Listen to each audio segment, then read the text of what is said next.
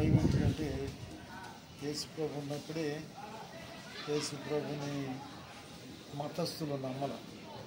మతస్థులు సొంత వాళ్ళు యూదులు నమ్మల. యూదులు యేసుప్రభు నమ్మరు. ఆయన యోధా గోత్రంలోనే పుట్టాడు, కానీ యూదులు నమ్మరు. యూదులు ధర్మశాస్త్రాన్ని నమ్మతారు. ధర్మశాస్త్రంలో కూడా పరిశుద్ధ గ్రంథంలో కన్యక గర్భాన శిశువు పుడతాడు, ఆయనకి యేసు అని పేరు పెడతారు, ఇమ్మానుయేలు పేరు పెడతారు అని కూడా ప్రవచనం వచ్చింది. అయినా సొంత వాళ్ళు నమ్మరు. ఆయన వచ్చాడు, రాజ్య సువార్తని చేశాడు. రాజ్య సువార్త చేసి తర్వాత ఆయన టైం ముగించబడింది. యవ్వన వయసులో ఆయన చిన్న వయసు నుంచి ఆయన మంచి 33 సంవత్సరం వరకు దేవుని సేవ చేశాడు. దేవుని సేవ చేసి తర్వాత ఆ సేవ చేస్తున్న టైంలో యేసుప్రభుని పట్టుకొని గవర్నమెంట్ వాళ్ళకి ఆయన మీద రిపోర్ట్ చేసి ఆయన చంపేయాలని సొంత వాళ్ళే ప్లాన్ చేసి సొంత వాళ్ళు నమ్మల. శనిగారు దెయ్యం పట్టినాడు అన్నారు. ఇట్లంతా ఆయన్ని మాటలతో హింసించారు. తర్వాత అబద్ధ సాక్షిని పట్టించారు. పట్టించిన తర్వాత సిలువకేసి చంపేశారు. ఆయన చనిపోవాలి, ఆయన చంపేసి కొట్టి సిలువకేసి ముళ్ళ కిరీటం పెట్టారు. 2 చేతుల్లో గాయాలు పెట్టారు, కాళ్ళలో కంచి గాయాలు పెట్టారు. ఆయన ప్రియుడు ఆయన వెళ్ళాల్సిన మార్గం అదంట. యేసుక్రీస్తు ప్రభు వెళ్ళాల్సిన మార్గము, దేవుని చిత్తము ఆ విధంగా వెళ్ళాలంట. దూషించబడాలంట, నిందించబడాలంట, దెబ్బలు పెట్టించుకోండి. దెబ్బలు ఎటువంటి రక్తము వచ్చే దెబ్బలు, ఒళ్ళు వాసే వాతలుగా ప్రతి దెబ్బకి రక్తం వస్తామంట, చిందిస్తామంట. తర్వాత శరీరం అంతా గాయపరచబడ్డాడు. తలలో ముళ్ళ కిరీటం ద్వారా గాయపరచబడ్డాడు. ఎక్కడ ఆయన శరీరంలో ఖాళీ అంటూ లేదు. ఇప్పుడు భూమి ఎలా దున్నుతామో, భూమి ఎలాగా నాగలతో దున్నుతారో ఆ విధంగా నాగట సాగులాగా యేసుక్రీస్తుని గాయపరిచారు. ఆయన కార్చిన రక్తము గొల్గోతా కొండ తడిసి తర్వాత కొండ కింద నది నిండి కరువులుగా ఆ రక్తము పారింది. ఎవరి కాడికి పారింది, ఎవరి దగ్గరికి వచ్చింది? ప్రతి మనిషి కొరకి ఆయన సులువుకి ముందే ఆయన రక్తము ఖర్చు పెట్టాడు. ఎవరి కొరకు ఖర్చు పెట్టాడంటే మనుషుల కొరకు ఖర్చు పెట్టాడు. ఆ విలువ తెలిసిన మనుషులు రక్షణ పొందుతారు. నా కొరకి ఆయన పవిత్రమైన రక్తం, పరిశుద్ధమైన రక్తం, జీవం కలిగిన రక్తము చిందించాడు. పాపము లేని పరిశుద్ధుడు ఆయన. అంత మాత్రమే కాదు, సృష్టికర్త ఆయన. అంత మాత్రమే కాదు, మనిషిని ఆయనలాగా చేసిన ప్రేమామయుడు. ఆయన ప్రేమకి కొలతలు. మనిషి ఆయన ప్రేమని కాల్దనుకొని శాపంలో పడి శాపం నుంచి విడుదల పొందలేక శాపంలోని మనిషి తను మరణిస్తూ ఉన్నాడు.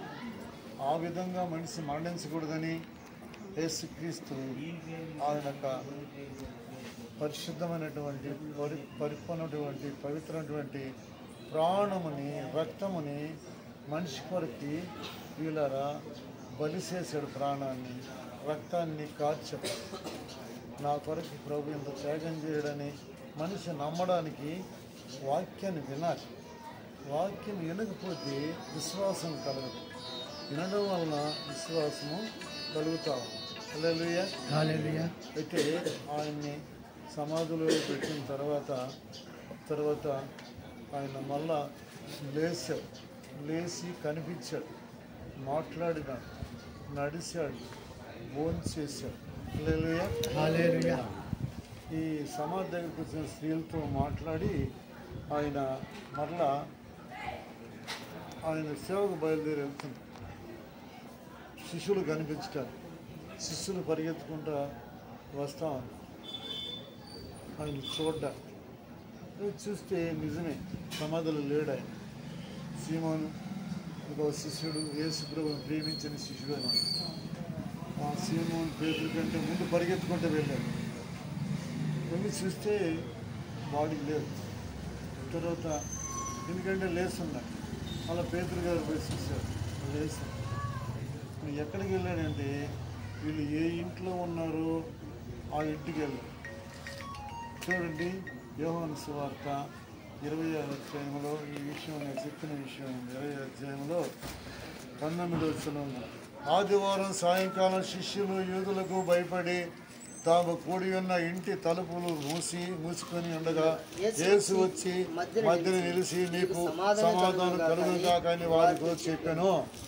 హల్లెలూయా. ఎక్కడికి వచ్చాడు? యేసు ప్రభు శిష్యులు ఎక్కడున్నారు ఆడికి వచ్చాడు.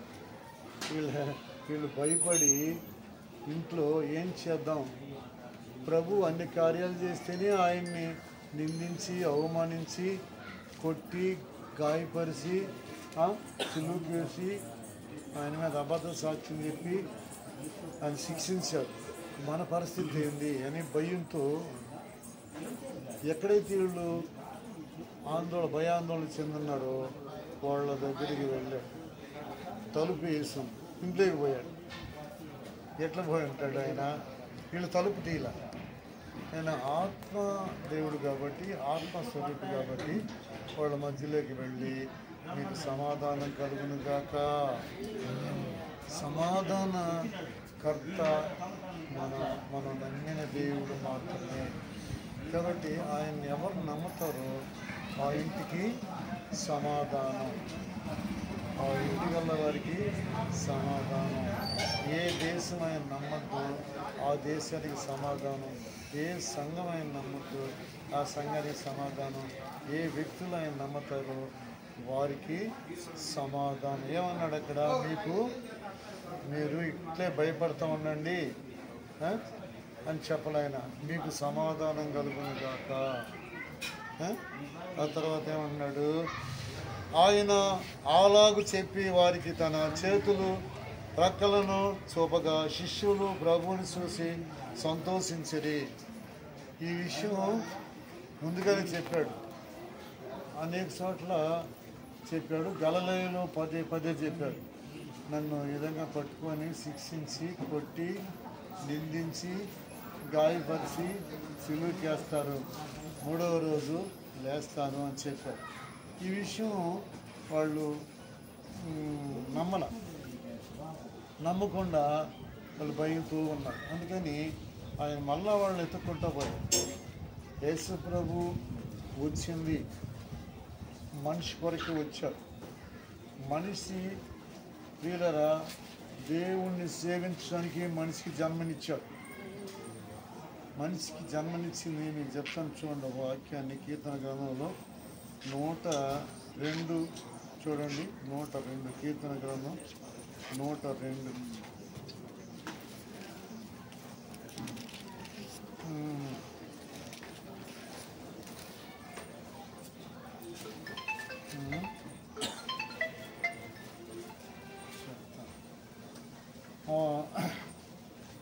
ఆయన తన ఉన్నతమైన పరిశుద్ధ స్థలం నుండి వంగి చూచను. 102లో 21 చరచాల్లో ఉన్న వారి మూలుగులు వినుటకును 20లో చెరలో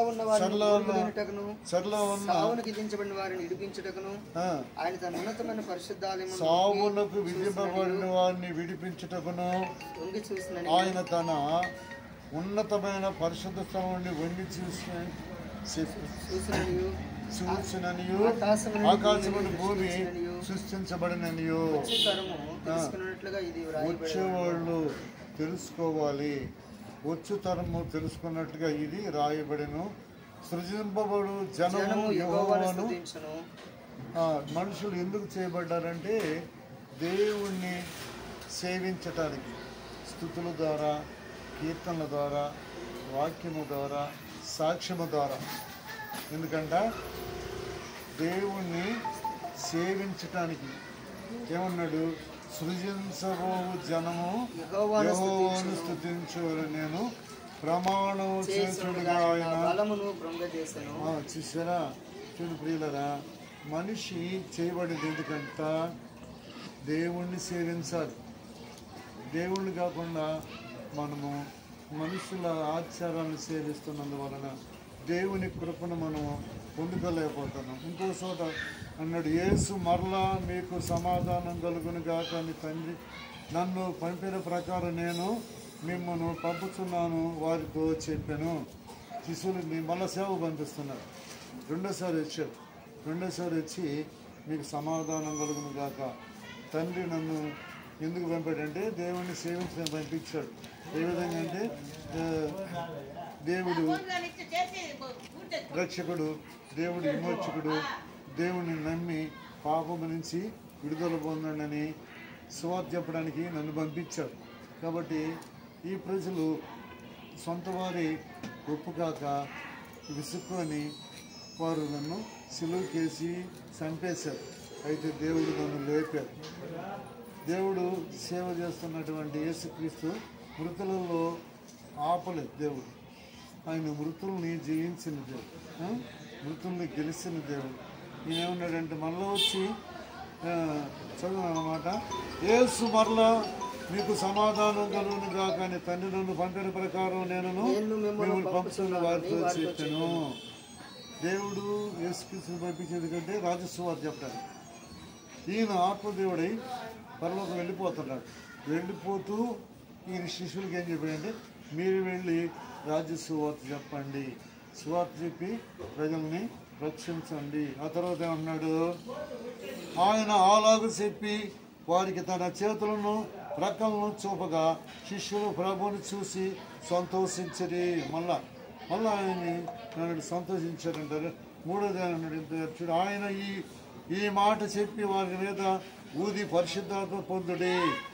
మీరు ఎవరి పాపములు క్షమించరు అవి వారికి క్షమించబడును, ఎవరి పాపములు మీ మీద నిలుచుని నిమిత్తం అవి నిలుచుని వారితో చెప్పాను. మీరు ఎవరిని క్షమిస్తారో వారి పాపాలు క్షమించబడతాయి. ఎవరికి ఇచ్చిన ఆజ్ఞ ఇది? ఎవరికి ఇచ్చిన ఆజ్ఞ? శిశువులకి ఇచ్చిన ఆజ్ఞ. కాబట్టి మళ్ళీ ఏమన్నాడు? మీ పాపాలు మీపైన నేరారోపణ చేయును గాక, మీపైన మీ పాపాలు నిలిచిను గాక. అంటే పాపంలో ఉన్న మనిషి క్షమించబడడు, క్షమించబడిన మనిషి శిక్షించబడతాడు. ఎలాంటి శిక్ష అంటే నరక శిక్ష. ఆ నరక శిక్ష ఎలా ఉంటుందంటే భయంకరంగా ఉంటుంది నరక శిక్ష. ఆ శిక్ష నుంచి ఎవరు విడిపించలేరు. కాబట్టి శిక్షించుటకు సమర్థుడు, క్షమించుటకు సమర్థుడు ప్రభువైన యేసుక్రీస్తు. ఆయన అంటే చూడు 23లో ఉన్నాడంటే, మీరు ఎవరి పాపములు క్షమించరో అవి వారికి క్షమించబడును, మీ పాపం మీరు నిలిచిండును ఉండనిత్తరో అవి నిలిచిండునని వారితో చెప్పాను. కాబట్టి ఈయన క్షమించే దేవుడు. వీరు ఏం చేస్తున్నారో వీరు ఎదుగురు, వీరు క్షమించు అని అన్నారు. అంటే ఇప్పుడు ప్రాణం పోయేటప్పుడు, ప్రాణం చేస్తున్నప్పుడు దేవుణ్ణి ప్రార్థన చేస్తున్నాడు. ఈయన వీరిని క్షమించండి. 24 అన్నాడు, యేసు వచ్చినప్పుడు 12 మందిలో ఒకడైన దిదుము అనబడిన తోమవారితో లేకపోయింది కనుక యేసు ప్రభు వచ్చిపోయిన తర్వాత ఈ తోమ వచ్చాడు. ఈయన ఎక్కడికి వెళ్ళాడంటే, ఇక యేసు ప్రభు రాడు, మన పరిస్థితి ఏంది, మన దారి మనం ఎత్తుకుందామని ఈయన వెళ్ళిపోయాడు. మరలా తిరుక్కొని శిష్యులు అన్నదమ్ముల దగ్గరికి వచ్చారు, స్నేహితుల దగ్గరికి వచ్చారు. వస్తే వీళ్ళు చెప్పారు, తోమా నువ్వు లేకపోతే మంచి ఛాన్స్ బాగొట్టుకున్నావు నువ్వు. ప్రభు వచ్చాడు, మేము చూసాం, మాతో మాట్లాడినాడు, మాకు సమాధానం కలిగజేశాడు. ఈ ఇంట్లో ఉన్నప్పుడు మనం సమాధానంగా లేము, ఎందుకంటే దేవుడు మనతో లేడని. మనం సమాధానపరచడానికి సమాధానకర్త మన మధ్యలోకి వచ్చాడు. నువ్వు లేకుండా పోతామా, మంచి ఛాన్స్ బాగొట్టుకున్నావు అంటే తోమ నమ్మల. తోమ మన ఇండియాకి వచ్చాడు. మన ఇండియాకి వచ్చి సువార్త నిమిత్తము చనిపోయాడు, సేవ నిమిత్తం చనిపోయాడు, సేవ నిమిత్తం వచ్చాడు. అయితే అప్పట్లో తోమ నమ్మకపోతే మళ్ళా వచ్చాడు యేసు ప్రభు. మళ్ళా వచ్చి తోమ వాళ్ళ మధ్యలో ప్రత్యక్షమయ్యాడు. చూడండి, మీకు సమాధానం కలుగునుగా 24లో చూడండి. ఎవరి మీద యేసు వచ్చినప్పుడు 12 మందిలో ఒకడైన దిదుము అనబడిన తోమ 8 దినములైన తర్వాత ఆయన శిష్యులు మరలా లోపలకు వెళ్ళినప్పుడు తోమ వారితో కూడా ఉండెను. మళ్ళా వచ్చాడు ఆయన, మళ్ళా వచ్చాడు. ఈ మాట విన్నాడు. ఈ మాట విని తోమ నన్ను నమ్మలేదు, నేను శరీరధారిగా ఉన్నప్పుడు చెప్పినటువంటి విషయాన్ని తోమ నమ్మలేదని మరలా వచ్చాడు ఆయన. మరలా వచ్చి అన్నాడు, మీకు సమాధానం కలుగునుగా. ఆమేన్. అప్పుడు ఈయన తోమ నేను కనిపించానని శిష్యులు చెప్తే నువ్వు వినలేదు కాబట్టి ఆ తోమ ఏమన్నాడంటే, ఆయన నేను చెప్తే నేను నమ్మను, ఆయన పక్కలో నేను వేలు పెడితేనే నమ్ముతా, ఎందుకంటే ఆయన గాయాలు కలిగిన శరీరం కాబట్టి ఆ శరీరంలో నేను చూస్తేనే నమ్ముతానని. మళ్ళా తోమాని నమ్మించుటకు, తోమాకి సమాధానం కలిగేటుకు మళ్ళా ఆయన వచ్చి శరీరంతో కనిపించాడు. తోమా, నీ మాట ప్రకారమే ఇదిగో నా పక్కలో వేలు పెట్టు, తోమా ఇదిగో నా గాయాల్లో వేలు పెట్టు. ఇప్పుడు తోమాకి మతిపోయింది. ఇంతకాలం నేను యేసు ప్రభుతో ఉండి సత్యమిని కార్యాలు చూసి, ఎన్ని చనిపోయిన వాళ్ళు లేపినాడో చూసి, ఎంతమందిని బాగు చేసినాడో చూసి, ఎన్ని అద్భుతాలు, ఎన్ని సూసి కార్యాలు, ఎన్ని మహత్కార్యాలు చూసి నేను ఆయన నమ్మలేదని సిగ్గుతో తలదించుకొని తోమా సిగ్గుపడిపోయినాడు. ఏమన్నాడంటే 27 చదవని తోమా చెప్పిన మాట. తర్వాత తోమా చూసి, నీ వ్రేలు ఇటు చాచి నా చేతులు చూడుము, నీ చెయ్యి చాచి నా ప్రక్కలో ఉంచి అవిశ్వాసి కాక విశ్వాసి ఉండుమనెను. అందుకు తోమా సత్యమిని కూడా అవిశ్వాసంతో మాట్లాడినాడు. అందుకు తోమా అన్నాడు, ఆయనతో నా ప్రభువా నా దేవా అనెను. యేసు, నీవు నన్ను చూసి నమ్మితివి, చూడక నమ్మిన వారే ధన్యులైన అతనితో చెప్పాను. మరియు అనేకమైన ఇతర సూచక్రియలను యేసు తన శిష్యుల ఎదుట చేసెను. అవి ఈ గ్రంథమందు రాయబడి ఉండలేదు గాని, యేసు దేవుని కుమారుడైన క్రీస్తు అని మీరు నమ్మునట్లు, నమ్మి ఆయన నామమందు జీవం పొందినట్లు ఇవి రాయబడెను. సత్యం వెంటనే ఇతను అవిశ్వాసగానే ఉన్నాడు. ఎప్పుడు నమ్మాడు? గాయాలు చూపించిన తర్వాత ఆయన నమ్మాడు, బాధపడిపోయాడు, పశ్చాత్తాపడ్డాడు. నా దేవుడు వారికి సమాధానం కలుగజేస్తాడు. కాబట్టి సత్యం అంటున్నటువంటి మనలో వీరు అవిశ్వాసానికి చోటు ఇవ్వకూడదు. నమ్మి ఏమవ్వాలి? అవిశ్వాస కాక విశ్వాసము నమ్మడానికి వినాలి, మనం వినడానికి చదవడానికి మనం ప్రభు దగ్గరికి వెళ్ళాలి. హల్లెలూయా. ప్రభువును నమ్మకపోతే వీళ్ళ అభాగ్యులు అయిపోతాం. నేను కూడా సమాజంలో ఒక మనిషిగానే ఉన్నాను. అంటే ఈ సత్యముని చదివి నేను నమ్మలేదు. బోధకులు బోధించినప్పుడు అది నిజమని నమ్మాను. మా ఇంటి పక్కనే చర్చి, పాస్టర్ గారు వాక్యం చెప్పేటప్పుడు పాస్టర్ గారు పరిస్థితి ఎట్లున్నా ఆయన సాక్ష్యం ఎట్లున్నా వాక్యము జీవం కలిగింది, వాక్యము జీవం కలిగి చేసేది, వాక్యము దేవుని వాక్యము జీవింపజేసేది. కాబట్టి ఎన్నటువంటి రోజుల్లో నేను వాక్యం చదవలేని వయసు, చిన్న వయసు, వాక్యం వినకుండా దేవుని పైన నమ్మకం ఉంటుంది. దేవుడు మాట్లాడుతున్నాడు, దేవుడు ఉన్నాడు, ఆ నమ్మకంతో చిన్నప్పటి నుంచి సత్యంలో వినడము, సత్యాన్ని గ్రహించడము, ఆ వయసులో సరిగా బోధకులు లేక ఉన్నప్పుడు కూడా దేవుడు నన్ను వదలలేదు. నన్ను వదలకుండా నన్ను ఎమ్మడిస్తూనే వస్తున్నాను. దేవుడిని ఎరగకుండానే వస్తున్నాను, నేను వింటున్నాను, ఎరగకుండానే వస్తున్నాను. ఇది ఒక సర్టన్ టైంలో దేవుడు నన్ను కరెక్ట్గా పట్టుకున్నాడు. ఎందుకు పట్టుకున్నాడంటే ఈ మార్గాన్ని తెలియచేయడానికి. మీలాగనే నేను లోకంలో బతకగలను, లోకంలో మాట్లాడగలను, అయితే తిక్కలని కాదు, వింటోని కాదు, గుడ్డోని కాదు.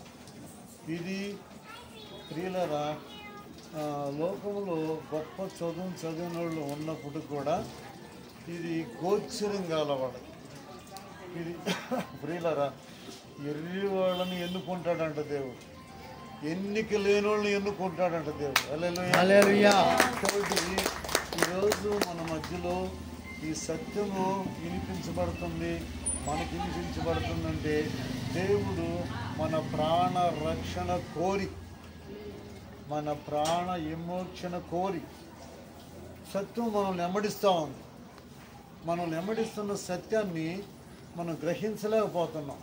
ఈ సత్యం ఎందుకు వెంబడిస్తుందంటే యేసు ప్రభు పరలోకం వెళ్ళి మరలా ఎందుకు వచ్చాడు, ఆయన మరలా ఎందుకు పంపబడ్డాడు, ఈ ఒక్క త్రోమ మరలా వీళ్ళు ఏం చేశారంటే మళ్ళీ అవిశ్వాసాలు పడ్డారు. పేతురు చూసి మాట్లాడి ఇంత జరిగిన తర్వాత కూడా నేను నా వాళ్ళెత్తుకొని నేను పోతానని సముద్రం పైకి వెళ్ళిపోయాడు. ఎవరి పని కూడా వెళ్ళిపోయినారు.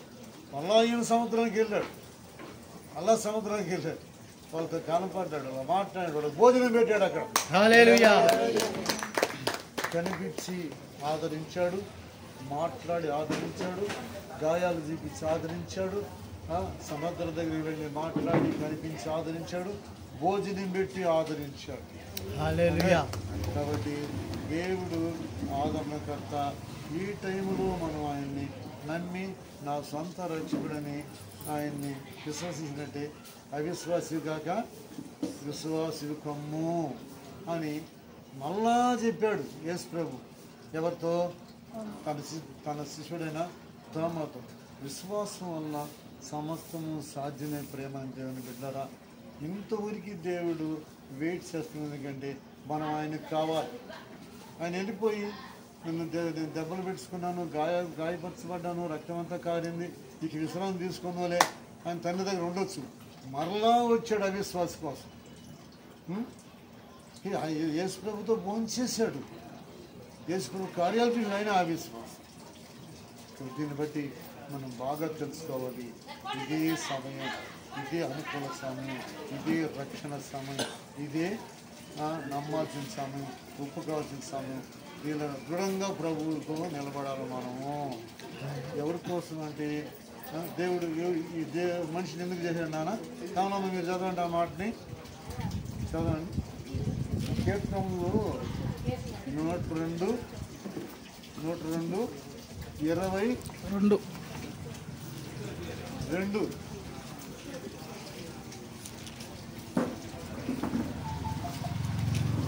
అందరూ వినండి.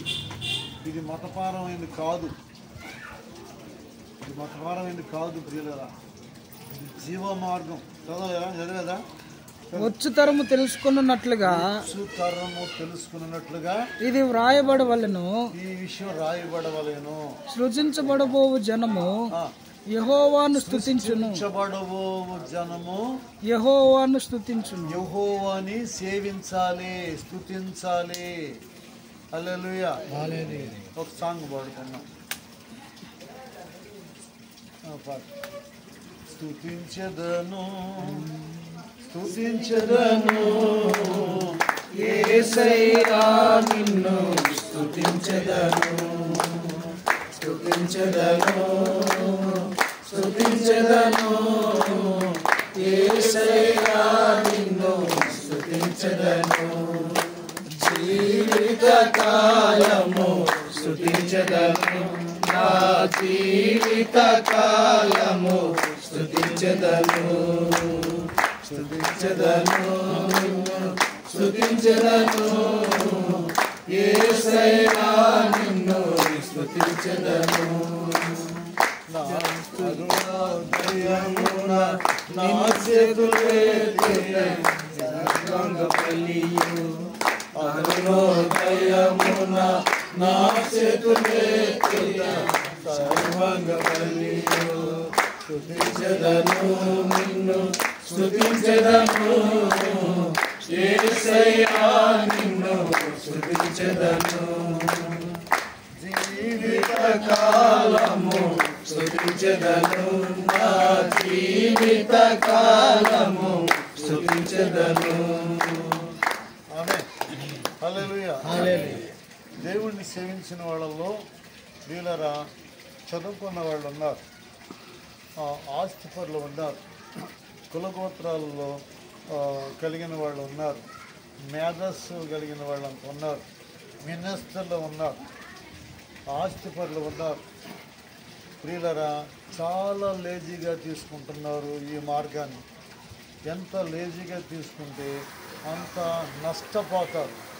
ఎంత విలువగా మనం తీసుకుంటాం ఈ మార్గాన్ని అంత కృపను పొందుకుంటాం. హల్లెలూయా.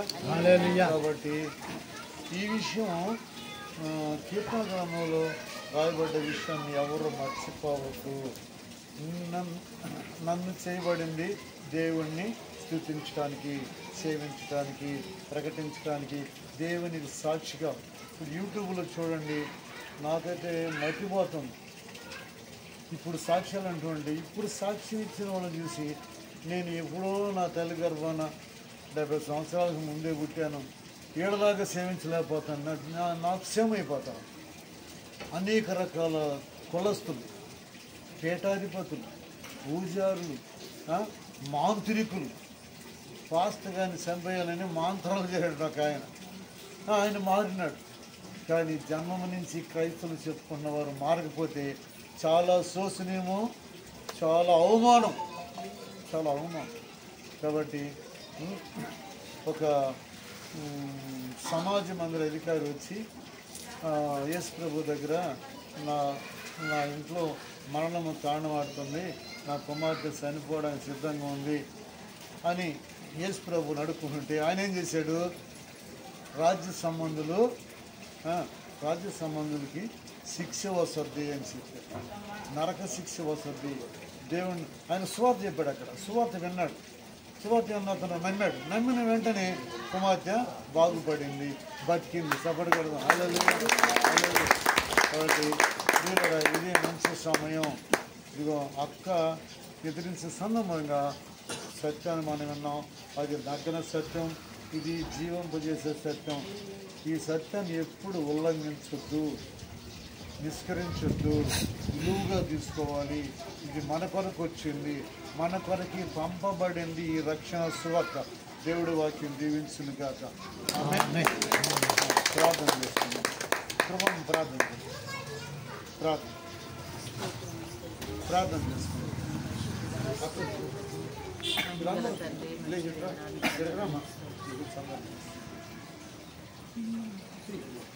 నువ్వు అక్కడే చేయి, అక్కడే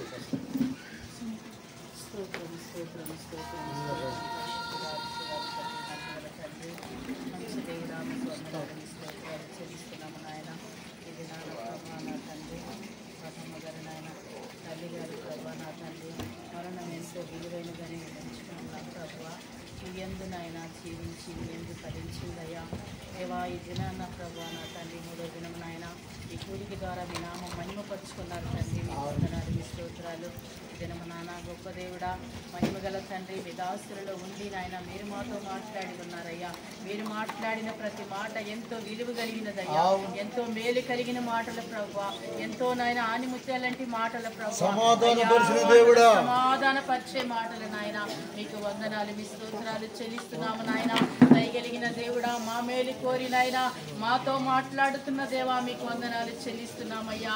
అవును ప్రభువా, మేము ఎలా ఉండాలో ఎలా జీవించాలో నాయన అయ్యా మీరు మాతో మాట్లాడుతున్నారు తండ్రి. నీకు స్తోత్రాలు నాయన.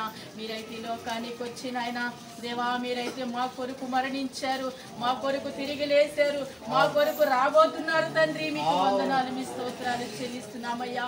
అవునయ్యా, మా కోసం నాయన తోమా గారిని ప్రభువా ఏ విధముగా అయితే నేను అవిశ్వాసిగా నాయన ప్రవర్తించినప్పుడు నాయన దేవా నా తండ్రి మీ యొక్క నాయన గాయములలో ఏలి పెడితే నమ్ముతారని చదివించినప్పుడు దేవా నా గాయములలో వేలు పెట్టి తోమా నా గాయాల్లో వేలు పెట్టి అని అన్నప్పుడు నాయన ఎంతో నాయన పశ్చాత్తాప కలిగిన ఆయన అయ్యా ప్రార్థించగలిగాడు నాయన. మా భారతదేశానికి నాయన రక్షణ కలిగిన తన ద్వారా ప్రభువా మహిమ కలిగిన దేవుడా, మీరు ఎంత గొప్ప దేవుడయ్యా. మనుషుల కొరకు ప్రాణం ఇచ్చే దేవుడు. మీకు నాయన మా కోసం మీ రక్తాన్ని కాచారయ్యా, మీ ప్రాణము పెట్టారు తండ్రి. ఆ విలువ కలిగిన ప్రాణము మేము తెలుసుకోలేక మేమెంతో నాయన తండ్రి వింటున్నాము కానీ గ్రహింపలేకపోతున్నామయ్యా. దేవా నీకు వందనాలు, మీ స్తోత్రాలు చెల్లిస్తున్నాము నాయన. నీ మాటలో ప్రభా ప్రతి హృదయంలో నాటబడాలి నాయన, బహుగా ఫలించినట్టుగా తండ్రి. ఈ తల్లి ద్వారా ప్రభా అయ్యా ఇన్నటువంటి సందర్భాన్ని ఆయన అనేక హృదయములు నీ మాటలో ఫలించాలి నాయన. విత్తనము వేసినప్పుడు నాయన దాన్ని బహుగా ఫలిస్తుంది నాయన. అది మంచి నేలలో పడినప్పుడు నాయన అది బహుగా ఫలిస్తుందని మీరు సెలవిచ్చారు. అదే రీతిగా నాయన ఎవరు వేరుగా ఉండటం ఇష్టం లేదు నాయన. ప్రతి ఒక్కరికి రక్షణ మారు మనసు కలగ చేయండి. నామకార్థపు జీవితాల్లో నుంచి నాయన అయ్యా నా తండ్రి ప్రత్యేకముగా నాయన అయ్యా నీ పరిశుద్ధతలో పాలివారుగా ప్రతి ఒక్కరిని మీరు మార్చమని ప్రార్థిస్తున్నాము తండ్రి. మీకు వందనాలు, మీ స్తోత్రాలు నాయన. మిక్కిలిగా నేను కుటుంబస్తులు నాయన మీరు జ్ఞాపకం చేసుకోండి. తల్లి గారు ఇడిచిపెట్టిన కుటుంబానికి నాయన తండ్రి కుమారుడు నాయన తండ్రి మనవలు నాయన కుటుంబాలందరికీ ఆదరణ కలగ చేయండి. బంధుమిత్రులకు ఆదరణ కలగ చేయండి నాయన. తల్లి గారి నాయన ఏ విధముగా అయితే జీవించిందో తన జీవితాన్ని ప్రభా కుటుంబం కూడా నాయన అలా జీవించటానికి అలా నడవటానికి నాయన తండ్రి మీ కృప చూపించి మీరు మహిమ తెచ్చుకోమని ప్రార్థిస్తున్నాం. మీ విలుగలిమి నా తండ్రి ఇంతవరకు నాయన మీ దాసుల్ని మరుగుపరిచి ప్రతి మాట నాయన ప్రతి జీవితాల్లో నాయన ఫలింపు చేసి ఆశీర్వదించి మీరు మహిమ తెచ్చుకోమని ప్రార్థించి వేడుకుంటున్నాను పరమ తండ్రి. ఆశీర్వాదం తండ్రి అయినటువంటి దేవుని ప్రేమ, ప్రభువైన యేసుక్రీస్తు వారి కృప, పరిశుద్ధాత్మ దేవుడి సన్నిధి సహవాసం ఎప్పుడున్న ఎల్లప్పుడు అలా పరిశుద్ధులను వ్యక్తులు ఆక కుటుంబస్తులకి సదాకాలం తోడై ఉండనుగాక. అందరికీ నా శుభవందనాలు. ఈ ఆదరణ కూడిక ముగించబడింది. సెలవు తీసుకున్నాం.